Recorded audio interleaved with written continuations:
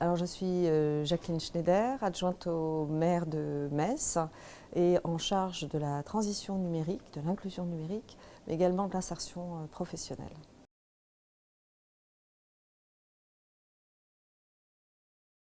Alors, le soutien de la ville de Metz à cet événement, il est né lors d'une rencontre avec le professeur Thierry Vermeuren. Nous avions organisé, et d'ailleurs c'était la 3e année, ce qu'on appelle le numérique en commun, qui est un événement autour de l'inclusion numérique. Et l'inclusion numérique a été vraiment notre politique phare en matière d'accompagnement numérique du territoire.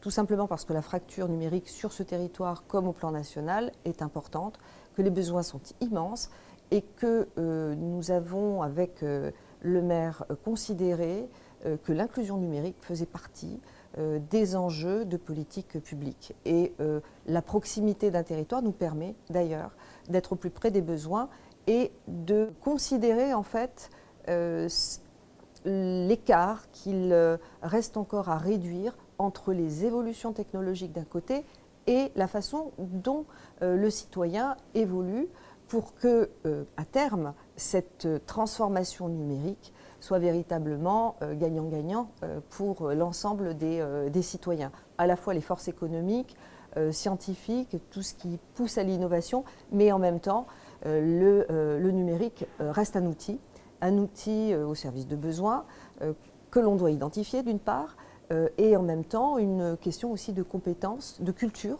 numérique. Ce qui veut dire que l'attention que le politique doit apporter à son territoire est une attention tournée vers les besoins, les cas d'usage, être vraiment très concret et surtout s'assurer que la montée en compétences à la fois des agents du territoire mais également des citoyens se fasse parallèlement en fait à l'explosion technologique que représente notamment l'intelligence artificielle.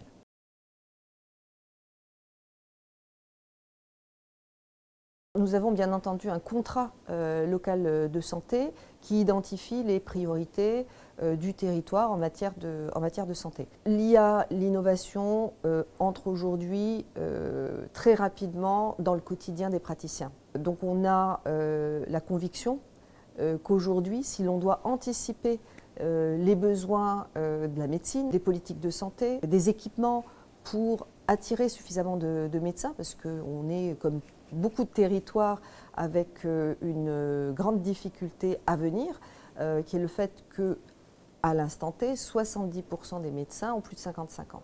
Ce qui veut dire que l'anticipation, elle doit être vraiment là, aujourd'hui, dans nos réflexions en tant qu'élu local.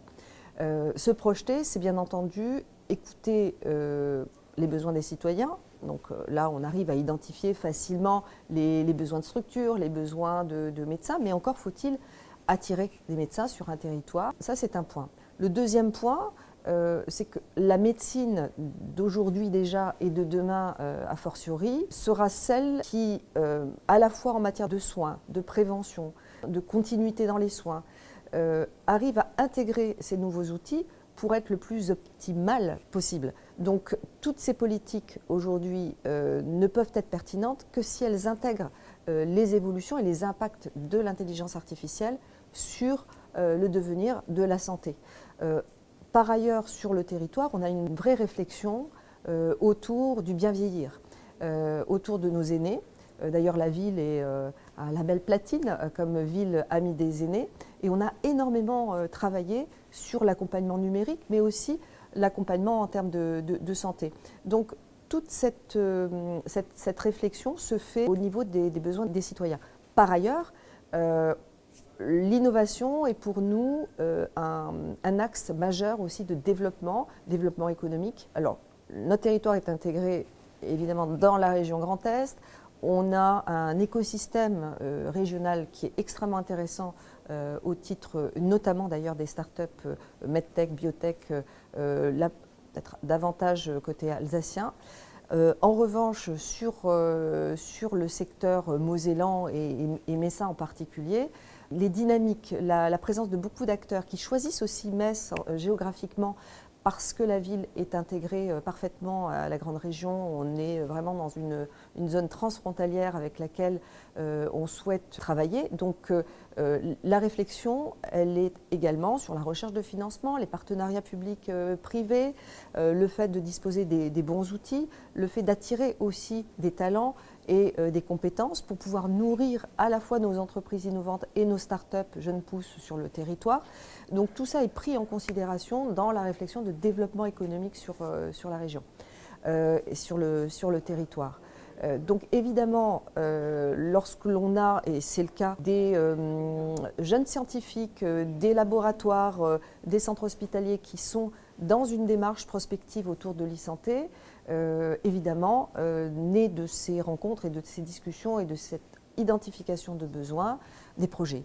Et là, c'est vrai qu'une rencontre comme avec Willing Care apporte également une ouverture vers d'autres projets dans d'autres villes en France, mais également en Suisse, en Belgique ou au Luxembourg, ce qui est d'une richesse extraordinaire pour pouvoir avancer, expérimenter. Et puis j'aime à dire que en fait, notre méthode, elle est surtout celle-ci, ne rien décider d'en haut, observer, écouter, identifier les besoins, ensuite expérimenter pour pouvoir définir finalement à la fois les usages autour de l'IA et puis des projets qui soient vraiment pertinents, puisqu'en fait chaque territoire a sa personnalité aussi, ses attentes et sa structure sociale, démographique et ses attentes particulières. Donc pas de projet prédéfini qui soit un carcan, mais bien plutôt une méthode de travail qui parte aussi des opportunités du territoire et avec une intention de les soutenir au maximum et au plus haut niveau.